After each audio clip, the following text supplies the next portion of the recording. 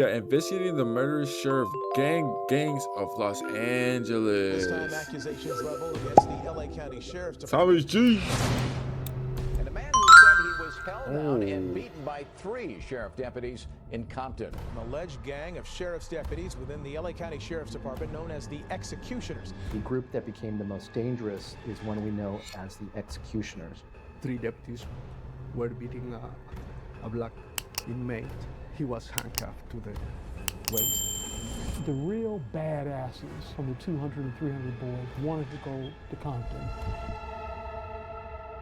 oh my God, what the heck? Today, we take you inside the world of the LA Sheriff gangs, groups who have names like the Executioners, Vikings, Jump Out Boys, and Regulators. These men in uniform have been accused of everything from beatings to planting evidence to murder, robberies, and kidnapping. Now, these deputy cliques have long been an open secret in Los Angeles, but to those outside the LA bubble, the reality is shocking. To investigate this properly, we assembled an expert cast of characters, starting with John Sweeney, the legendary attorney who has beaten LASD in court time and time again. Mark, a former deputy who went to prison for robbery while in uniform and exposes life inside the departments. Paulina Juarez, an LA Central Jail chaplain of I ain't saying me live in LA. 19 years who saw the brutality firsthand. Alan Romero, a lawyer who represented 2 former deputies turned whistleblowers. And finally, multiple mothers, including one whose 120-pound son was beaten beyond recognition by 5 deputies. Join us today as we take a deep look inside America's largest sheriff office and the gangs that hide within its walls. Ladies and gentlemen, we have quite an investigation for ourselves this morning. And to me, this is a time to be in tip-top shape, with mental focus, and if you did, temperature. What adjectives would you use to describe the Compton executioners? Assholes. My name is Romel Agee. I'm currently a California licensed private investigator. I specialize in police misconduct and police wrongful deaths in the hands of law enforcement. And you are an LA County Sheriff. Yes. I'm John Sweeney. I'm an attorney, civil rights attorney. My career has been dedicated to the pursuit of justice, specifically police excessive force cases that I have a passion for.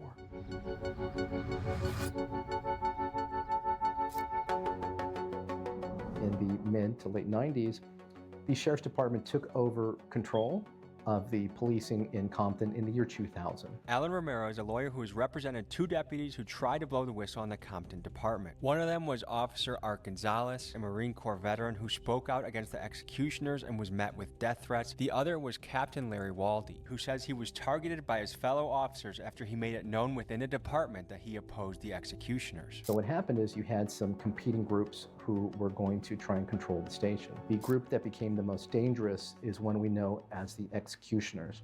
Now, what the real name of this group is, we may never know, because even in trial, the leader of the group, a deputy by the name of Jaime Juarez, who was a few years ago promoted to detective, said the group doesn't have a name. It turns out this group does have a name, and they go by the Compton Executioners, and they are perhaps the most dangerous and ruthless of the 24 known and documented sheriff gangs in the Los Angeles Sheriff's Department, which we'll often refer to as LASD for short.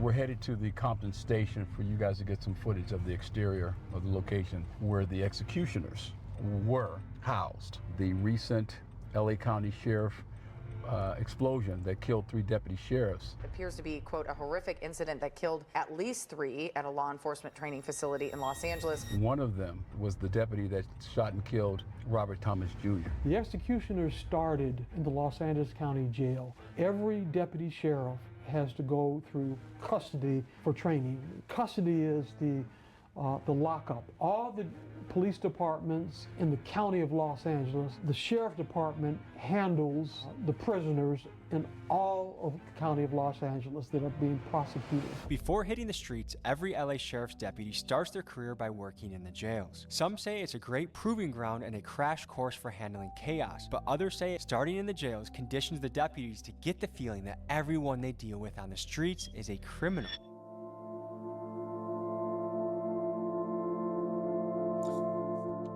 That's so bad, bro. Because you're not in a situation where you can't do nothing about it, bro. Like, you can't really even fight back. it's not like it's a regular civilian, normal person to you. Nah, bro. It's a cop. You can't do nothing back. If you do something back, you're gonna face some consequences. It's like, dang. I'm sitting here. I gotta take that. You get what I mean? Brother was killed in Pensions Detention Center March 3rd, 2017. They had originally told me that he had a seizure. He fell off a top bunk and then was pronounced dead. Did he have a history of seizures? No. As the time went on, I went ahead and got my own feeling that something wasn't right.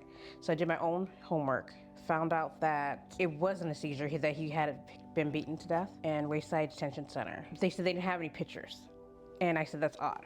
So then at the end, I got all the pictures and that showed all the details. And what did you learn when you saw the pictures? That his teeth were kicked in, he had, looks like stab wounds, puncture wounds, and a lot of the details in the autopsy report, like broken ribs and stuff, it kind of made sense after.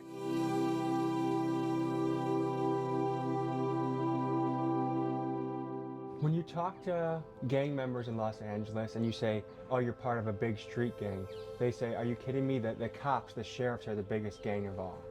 The only difference is that they have uniforms. Our next witness, Paulina Wars, served as a chaplain inside men's. And you really can't really do too much. Because either A, you don't get popped. You know what I'm saying? Like, you may get popped by a regular hood and they pushing up on you. But, like,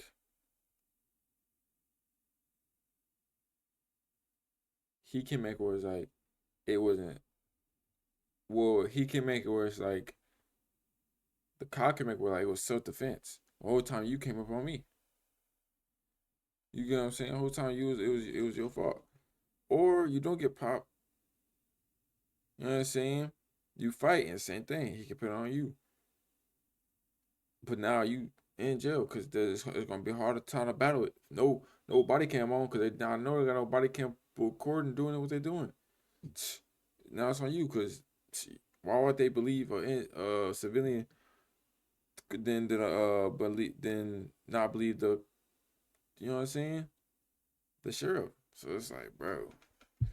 Central Jail for over 15 years. Central Jail is widely regarded as the most notorious lockup in Los Angeles and a critical piece of territory for the LA Sheriff gangs. In 2025, it's already on track to become one of the deadliest years on record, with 26 inmates losing their lives so far. And after a long career inside the Central Jail, Paulino can speak on things that few other people can.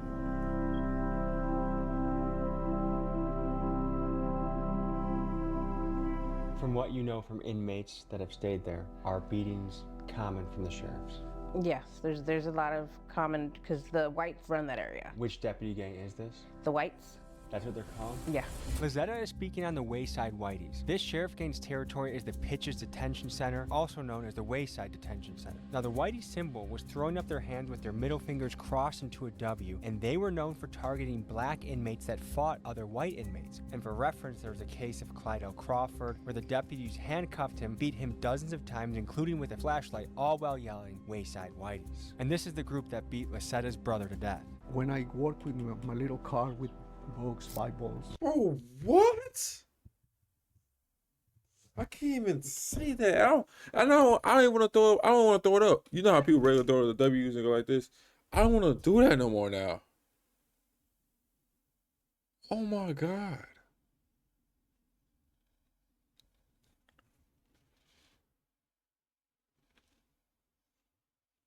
Bro, I'm the type of person, I'm not going to think no. I'm going to think human. When I run into a cop, I'm going to think human before cop. But this right here going to make me change my whole mind up, bro. I start listening like, hup, hup, hup. And I stopped and I went back, but it was close. I was on the bars and I saw like from here to the wall how 3 deputies were beating a black inmate. He was handcuffed to the waist and chains So he was against the wall, and one deputy was here, one here, one here. They were beating until finally he was, please stop, stop. And he followed on the cement with a head. And you see the blood. And they still kicking him on the floor. And one more, he said, stop. Was the last time I can hear. And I was on the, I tried to say. I don't want to hear this no more. I don't want to hear this no more, bro. Just imagining it, bro. It's like,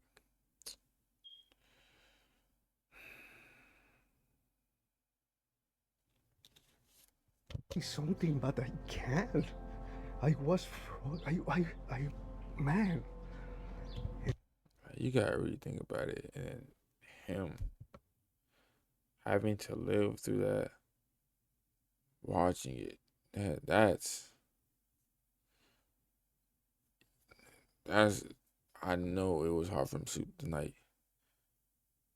Cause you know they're going for the blacks, but it's like you never know, they may come for me for being a witness, I guess. You know what I mean? It was really hard. It was like 4 minutes.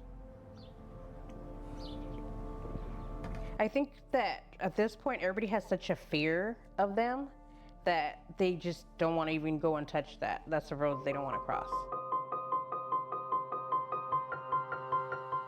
How long did you serve and which department were you in?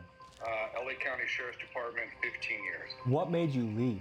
I didn't leave on my own accord. I did a stupid thing. I was convinced to do something for the greater good of someone else, and it led to my arrest, where I got 7 years in the federal prison system. I did about 5 on good time credit, and 1 year of halfway house for Second Chance Act, and I got home early. Are you able to say what you got arrested for? Me and some co-conspirators decided to do a fake search warrant on a medical marijuana distribution center run by the Vietnamese mafia. We did a full-blown robbery, and we were caught by the feds shortly after. There's no professional jailing staff or deputies in the sheriff's department.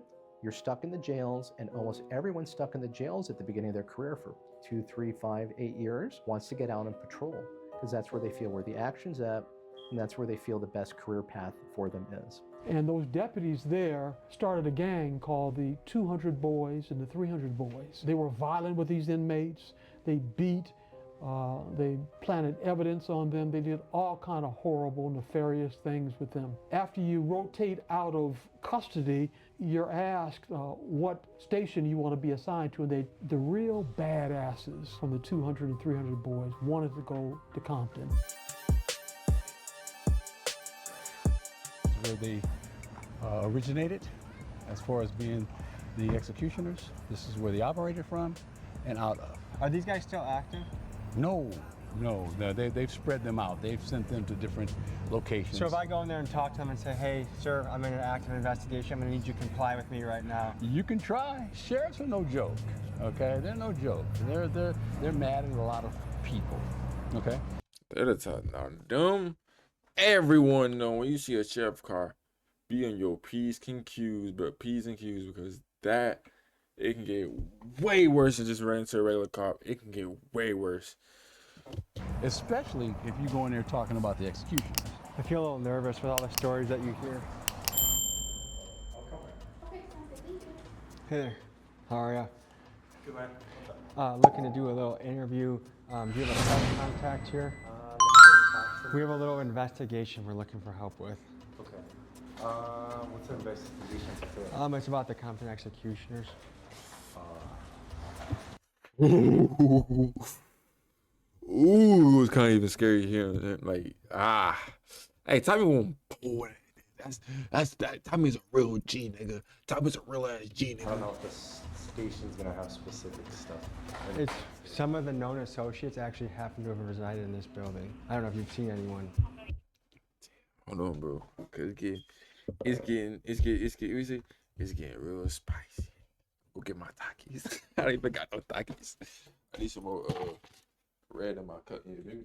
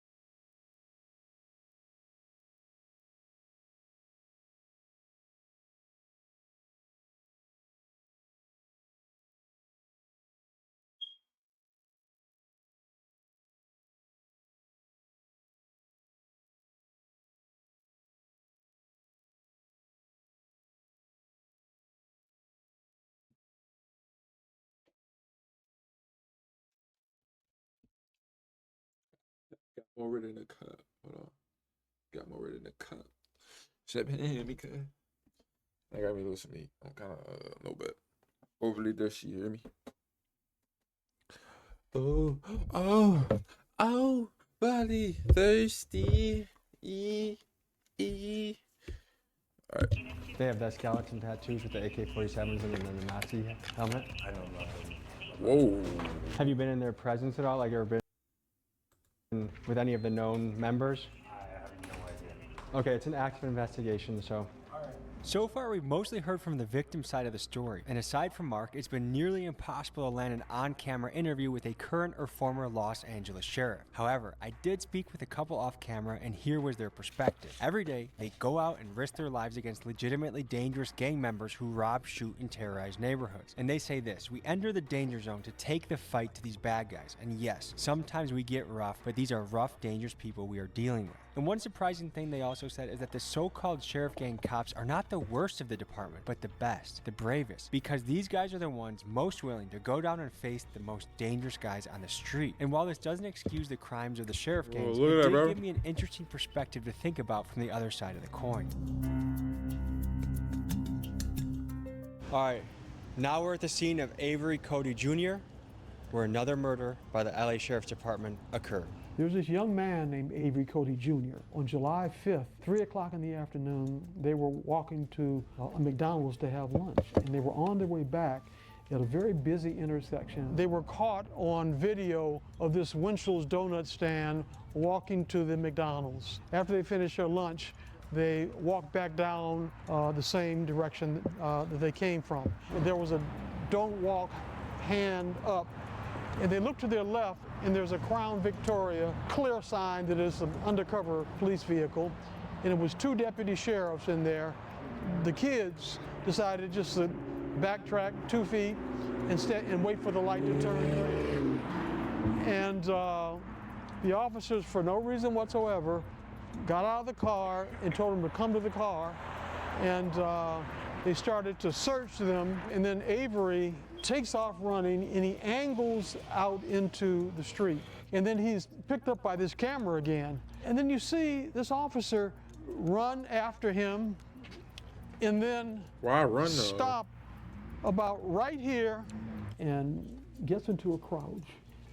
He raises his gun and fire. Hits him in the back, and little Avery falls in that center median right there, dead. Although I have no evidence that the shooting officer was doing anything to get into a gang, I didn't know at this point whether or not there was a gang. But with this series of shootings, I suspected that a gang existed. My name is Vanessa Perez. I'm the mother of Joseph Andrew Perez, who was severely beaten by Los Angeles County Sheriff's Department July 27, 2020. The sweatshirt you're wearing has an extremely brutal and disturbing photo on that. Can you describe what we're seeing? My bad. Bad stop. But like, so now it's like, shit, a cop had a shot him? No. But it's like, why was the kid running though, bro? It's not helping the case. Where'd my cup go, bro? Again, should the cop have shot him? No. Where'd my cup go, bro? I'm so scared. Oh. You know what I'm saying? It's like, This is a photo from the Los Angeles County Sheriff's Department that they took in the hospital after they beat my son. They're seeing my son after he was punched 121 times. Do you know how many officers were beating him at the same time? 7. They gave different reasons. My son's mentally ill. He struggled with bipolar, schizophrenia, and psychosis. And as he was a couple blocks away from my house, he was in crisis, talking to himself, hearing voices. And I was looking for him. I couldn't find him. And what I did hear were sirens, and then they went quiet. And then I would hear sirens again, and I would see sheriffs going in different directions. I followed the helicopter about a couple blocks from my house, and that's when I found almost like the whole department was there now by that point. How many officers do you think were there? Oh, at least 30. You see your son? I didn't know my son was on the floor until about 45 minutes later. When I first got there, they said that there was a bad fight. And then I seen deputies put a light-skinned man on a gurney.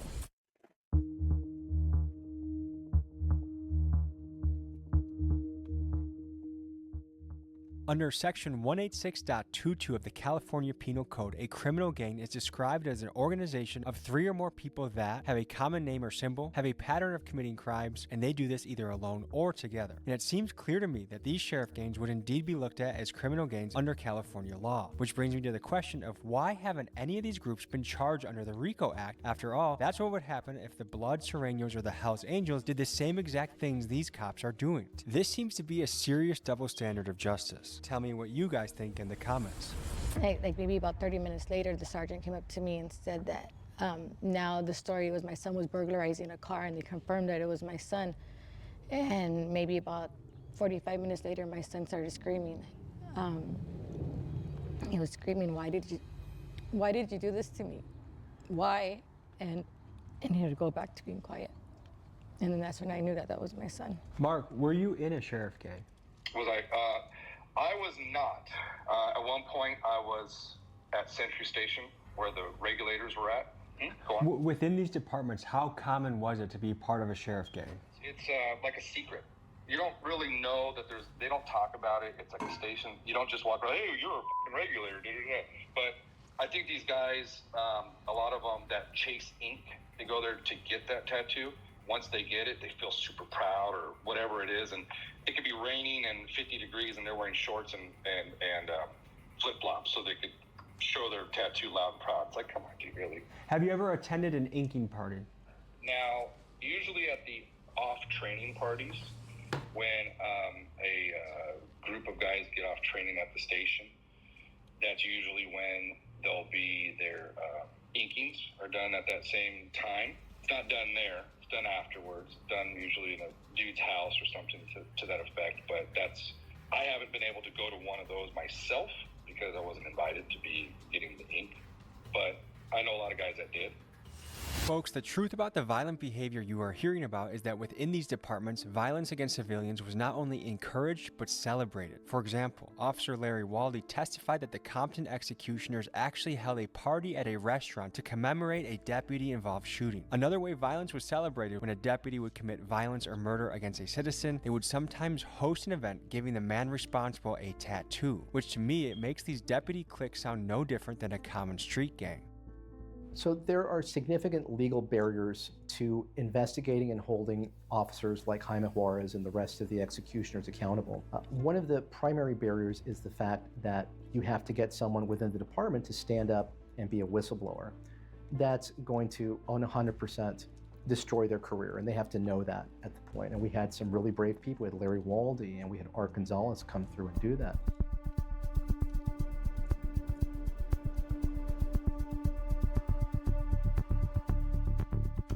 Now, is it true that people would receive their tattoos after they committed an act of violence or killed a civilian?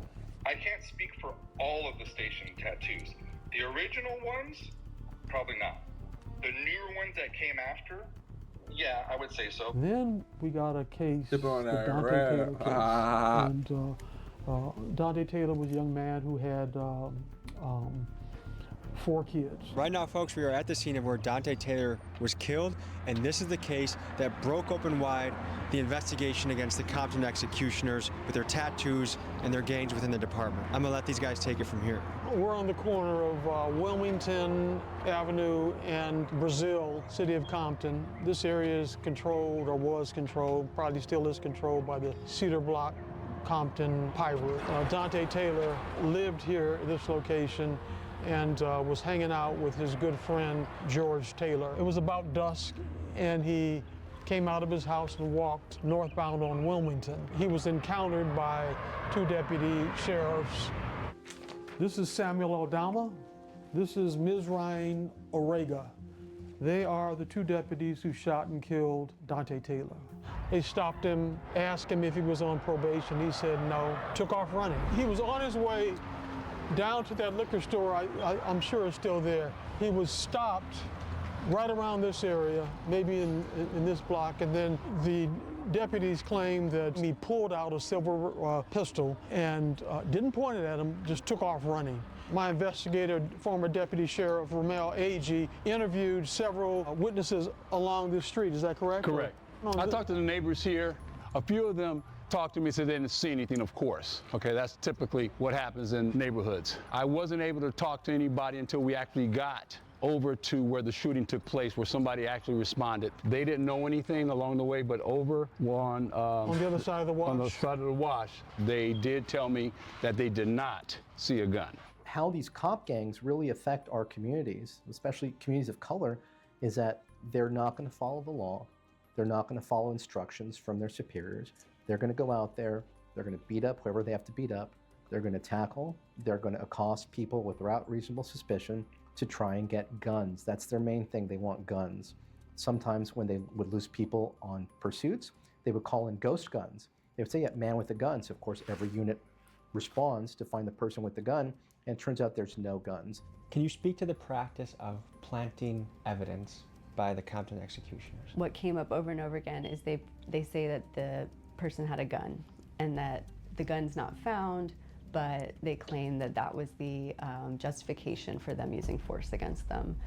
You know, you had a lot of that type of stuff going on. I mean, they're going to get caught no matter what. If you're planting dope, I mean, I remember seeing a couple of shootings where they thought there was a gun. They shot the dude, they thought he had a gun, and he didn't, and all of a sudden a gun appeared near his hand. Hey, how'd that get there? Fell out of the sky? And by the way, when after the shooting and these officers made up this story that he had a gun, they had gun-sniffing dogs come out and scour this entire route. And they searched it for 2 or 3 days in trees. They had poles that they were shaking the trees, and of course, no gun was found. Interesting to that, guys, is their claim that he had a chrome-plated revolver. He was wearing loose-fitting shorts that they claim he had in his waistband. If you're running with those, that's not going to stay in your pants.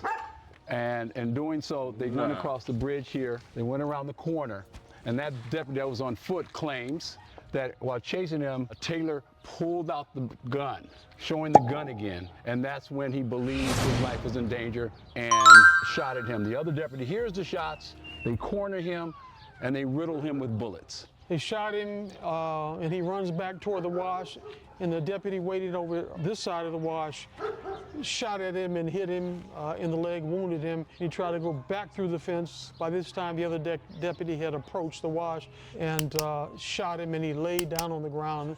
In a forensics show, they stood over him and shot him several more times. Let me ask you this, Ramel. Why is it important for police to have placed a gun in his hand at this point? So they could justify shooting, because they're going to say that his life, believing that he was going to fire at him to protect himself and others, he shot.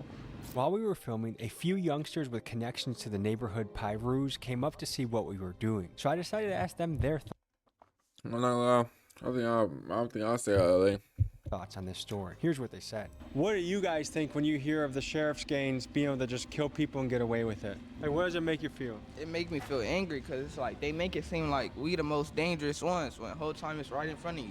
Like if you check a lot of these police people tattoos, it's a lot of gang nasty. And they always have an excuse for what they do. Like literally, like I thought he was reaching. I thought the whole time he was just walking home. Good reason for them to shoot at them, kill them, you know. My dad said they used to treat him foul. Like, if he had like some weed in his pocket, they'll throw some more. They'll say like it's more than 2.5 grams, so you could go to jail. Like, you feel me? What did happen to them as a result? They both were investigated, but ultimately the DA didn't press any charges against either of them. But the New York Times did a ride-along with Aldama and Orrego before this ever happened. And they made clear that they think of the community that they police not as their own community.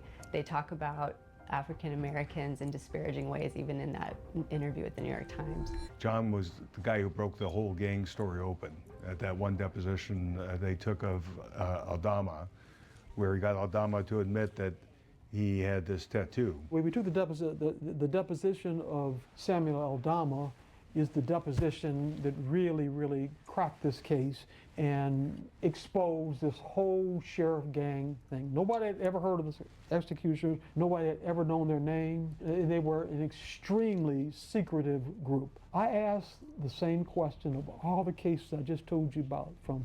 I said, do you have any tattoos on your person? He said, yes, I do. I said, why don't you describe them? I said, first of all, where are they? He said, they're on my arms. One of them, he said, is a St. Michael's, I think he said, tattoo. It's like the patron saint of police officers to protect them. The other one was on his other arm. He said it was a family symbol or something, you know, I love my wife or something like that. I said, Deputy, what about the one on your leg? And he started gulping, and his jugular started throbbing. I knew I had something. As a cross-examiner, I've cross-examined hundreds of people over the years. It's a skeleton. Oh, okay. And I knew that all those gangs, the base is a skeleton because it symbolizes death. And he goes on to describe this sinister tattoo with this Kalashnikov rifle, AK-47. On the magazine of the rifle was the Roman numeral XXVIII, which stands for the 28th substation of the Los Angeles County Sheriff's Department, which is Compton. That's on the magazine.